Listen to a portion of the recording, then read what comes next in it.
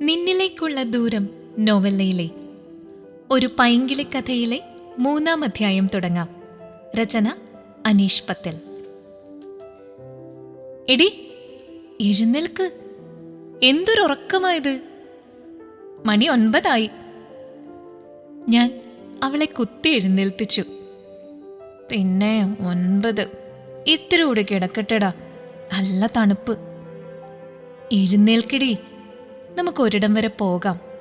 വേഗം റെഡിയാക്. അവൾ പിറുപിറുത്തുകൊണ്ട് എഴുന്നേറ്റ് റെഡിയായി. ഇന്നിനി എങ്ങോട്ടാ രാവിലെ? വാ, നമുക്കൊന്ന് നടന്നിട്ട് വരാം. ഗേറ്റ് കടന്ന് പുറത്തേക്കിറങ്ങി.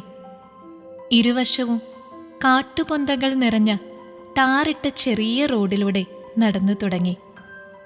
ഇടയ്ക്ക് അവളെൻ്റെ കയ്യിൽ തൂങ്ങി. ഞാൻ വിടുവിച്ചു. നീ ചുറ്റുമുള്ള കാഴ്ചകൾ കണ്ട് ശുദ്ധവായു ശ്വസിച്ച് കൈ വീശി നടക്ക്. മരച്ചാർത്തകൾക്കിടയിലൂടെ വെയിൽ അരിച്ചിറങ്ങി വരുന്നു. എവിടെ നിന്നൊക്കെയോ കിളികളുടെ പാട്ടൊഴുകി വരുന്നു. എടാ, സത്യം പറയാലോ, രാവിലെ ഇങ്ങനെ ഒന്ന് ഇറങ്ങി നടക്കണമെന്ന് ഒരുപാട് ആഗ്രഹിച്ചിട്ടുണ്ട്. ഇപ്പം നടന്നില്ലേ, ഇനി നമുക്ക് എന്നും നടക്കാം, പോരെ?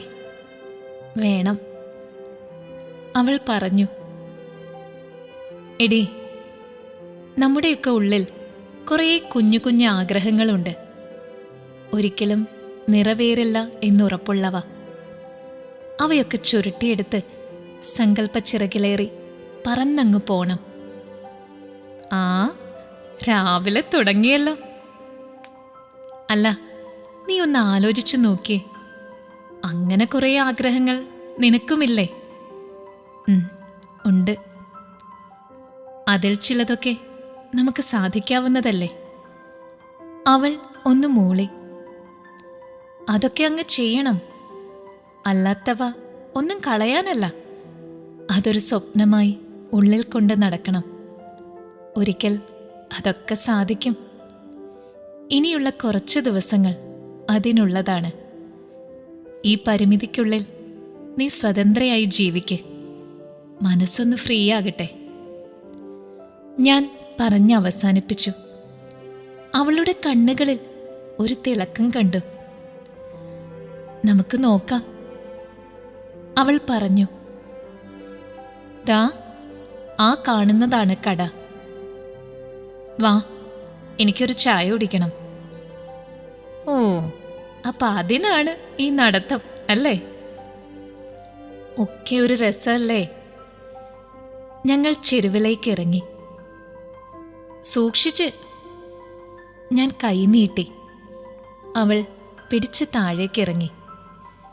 കടയിൽ നിന്ന് ഒരു ചേച്ചി തല വെളിയിലിട്ട് എന്താ എന്ന ഭാവത്തിൽ നോക്കി. ചേച്ചി, 2 ചായ വേണം.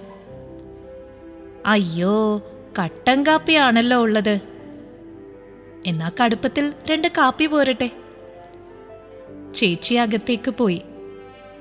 അകത്തു നിന്ന് അപ്പം ചുടുന്നതിൻ്റെ മണം വന്നു. മനസ്സ് കുട്ടിക്കാലത്തേക്ക് ഓടി. ചേച്ചി ചൂട് കാപ്പിയുമായി വന്നു. ചേച്ചി, 2 അപ്പം, നന്നായി മൊരിഞ്ഞത്, ഇത്തിരി പഞ്ചാരയിട്ടിങ്ങ് തന്നേ.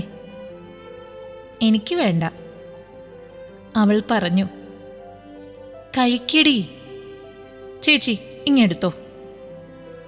അപ്പം കൊണ്ടുവന്ന് അതിൽ ഒന്ന് ചുരുട്ടി ഞാൻ അവൾക്ക് കൊടുത്തു. ഇന്നാ, കഴിച്ചു നോക്ക്. ഞാൻ ഒരെണ്ണം ചുരുട്ടി മൊരിഞ്ഞ അറ്റം കടിച്ചെടുത്തു. എനിക്ക് അമ്മയെ ഓർമ്മ വന്നു. കാപ്പി ഊതി വലിച്ചു കുടിച്ചു. അയ്യേ, ഇങ്ങനെയാണോ കാപ്പി കുടിക്കുന്നേ? ശബ്ദമുണ്ടാക്കി.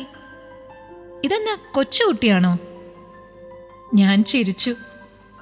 നീ കാപ്പി അങ്ങനെയൊന്ന് കുടിച്ചു നോക്കിക്കേ. അവൾ ഊതി ശബ്ദത്തോടെ വലിച്ചു കുടിച്ചു. ഇനി അപ്പം ഒന്ന് കടിച്ചേ. അവൾ കഴിച്ചു. ആ, ഇപ്പം എങ്ങനെയുണ്ട്?